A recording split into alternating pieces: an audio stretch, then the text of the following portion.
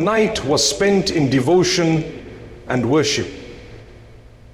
When the time for the tahajjud, late night prayer, came, Imam Hussain called his family and instructed them to remain silent. He told them not to raise their voices. He advised Imam Zainul Abidin, who was ill, not to participate in the battle, but to stay behind and observe carefully.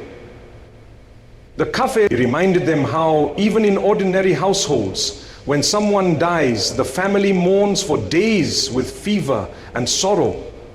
But the trial they were about to face was far greater. Imam Hussain turned to his sister, Lady Zainab, and said, "You are the eldest among the women. The younger ones and the children will look up to you. Their morale is your responsibility." When the battle drums were struck in the early morning of the 10th of Muharram, it was a Friday. After offering Fajida prayer, Imam Hussain prostrated on the burning sands of Karbala. During prayer, when he recited verses from Surah Ash-Shams, the entire desert seemed to echo with spiritual power. After the prayer, he approached the enemy commanders, Hur bin Yazid, Umar bin Sahad. He reminded them of their religious values, of the Prophet's family, and asked if they had forgotten the Quranic verses about honoring the Prophet's kin.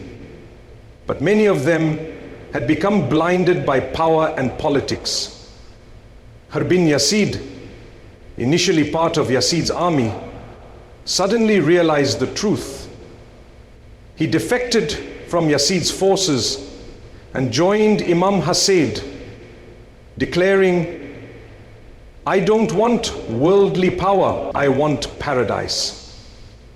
He became the first martyr in Hussein's camp, and today his grave lies near Imam Hussein's, where visitors salute him with reverence.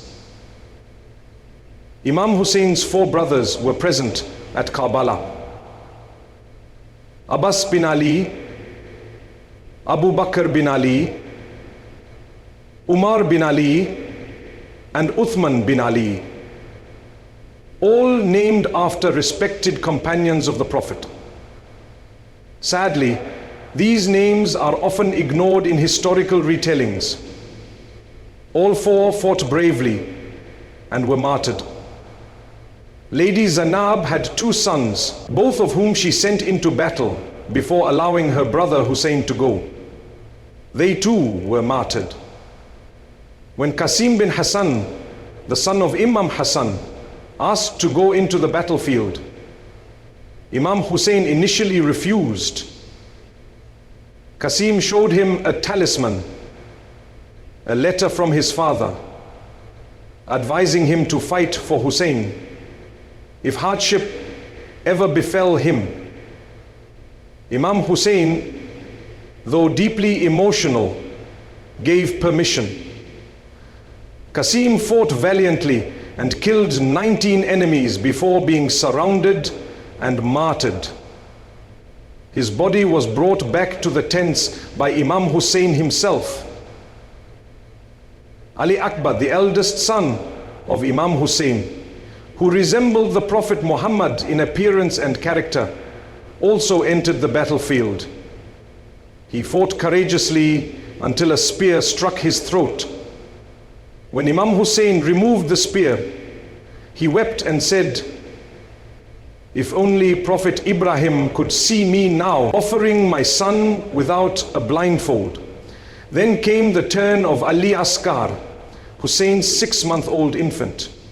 In an attempt to get water for him, Imam Hussain raised the child toward the enemy. A 3-pronged arrow struck the baby in the throat. Imam Hussain held the bloodied child and declared, "Even the youngest of my family I have given in the path of truth." Hazrat Abbas, the brave flag bearer, went to fetch water but had both his arms severed. Even though he managed to fill the water carrier, he couldn't bring it back.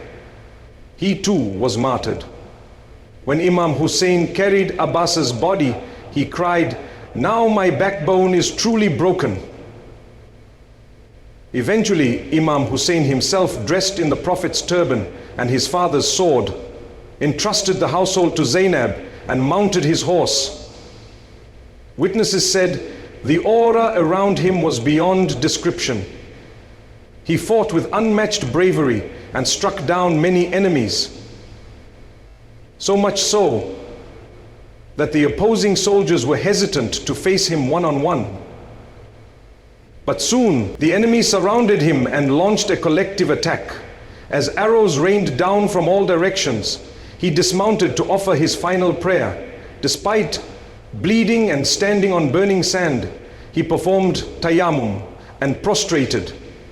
While in prostration, Shimr moved forward to behead him. Imam Hussain requested a moment to speak to his Lord.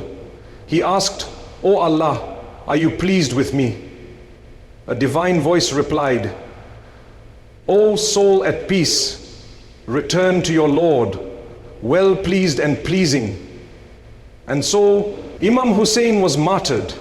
His severed head was placed on a spear and taken to Yazid's court, while the women and children were paraded as captives. In Yazid's court, the tyrant tried to humiliate them. He even struck the lips of Imam Hussein's head with a stick. A companion of the Prophet, Numan bin Bashir, stood up and said, "I have seen the Prophet kiss those lips hundreds of times. How dare you strike them?" Lady Zainab, though grief-stricken, stood tall and addressed Yazid with unshakable dignity. When Yazid mocked her and claimed his victory, she responded, "This isn't your victory. This is just a temporary illusion. Wait and watch. Your name will be forgotten, but my brother's name will be remembered forever." Even the blind companions of the Prophet said that when Zainab spoke, it felt as if Ali himself was speaking, full of wisdom, courage, and faith. Yazid ruled for only 3 years. During his time, the Kaaba was attacked, the Prophet's mosque was desecrated, and many atrocities occurred. Yet the Ummah never truly accepted him. The story of Karbala teaches us that religion isn't about empty rituals, slogans, or temporary emotions on Ashura. It's about standing with truth against tyranny. Imam Hussain sacrificed everything for the preservation of faith, his family, his children, his own life. Yet today, some support corrupt rulers, enjoy immoral entertainment, and then claim allegiance to Hussein with 2 tears on Ashura. True followers of Hussein must uphold justice, recognize right from wrong, and fearlessly speak the truth. This is what Karbala teaches. That identifying truth and falsehood within the religion is our responsibility. And so, never compromise with oppressors. Stand with the oppressed. Defend the truth, not just with your words, but with your actions and your choices in life.